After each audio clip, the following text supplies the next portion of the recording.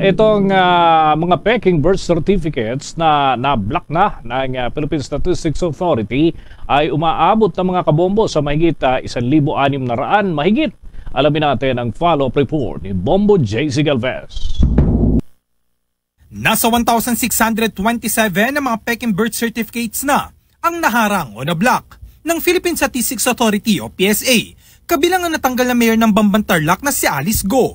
Ang impormasyon na ito ay matapos isiwalat ni Senate Committee on Finance Chairman Senadora Grace Poe sa pagbusisi ng panukalang pambansang pondo para susunod na taon. Ayon pa kay Poe, 18 sa mga birth certificates sa ngayon, kasamang kay Go, ang na-endorse sa Office of the Solicitor General para tuluyan ng makansila. Update on the birth certificates, Mr. President. 1,627 birth certificates of foreign nationals were blocked by the PSA after its investigation, finding the documents to be spurious.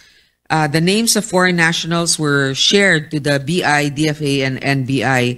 But no, out of those numbers, let's see, 18 were endorsed to the OSG for cancellation. And then, so 18 pa lang yung na-endorse for cancellation. Kasama na dito yung kay Goa Ping. Samantala, tinanong naman ni Senadora Risa Ontiveros kung paano papanagutin ang mga opisyal na kasabwat sa pamimeke ng birth certificate.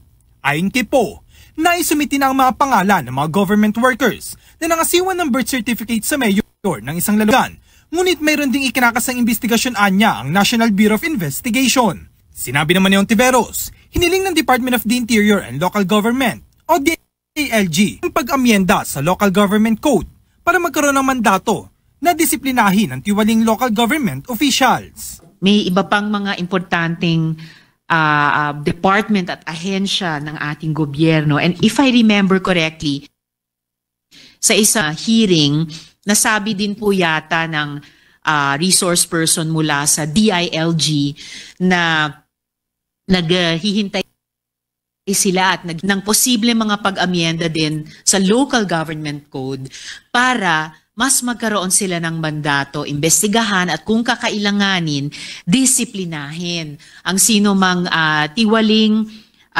local government officials na sa halip na bantayan ang integridad ng ganitong mga proseso tulad ng late registration of live birth ay nagiging kasabwat pa nga dahil kumbaga pinoproteksyonan nila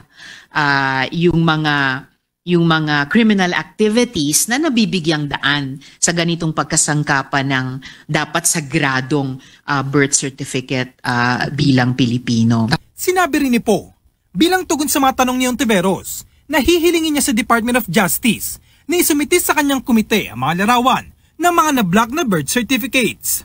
Anya, may nakadagdang pagdinig ang Department of Justice sa Senado nang dinismiss na Ombudsman si Go sa serbisyo habang magdedemanda naman ang Commission on Elections para naman sa kanyang misrepresentation. Para sa Bombo Network News, ako si Bombo JC Galvez, nag-uulat para sa number 1 and most trusted radio network in the country, Bombo Radio Philippines, Basta Radio. Bombo!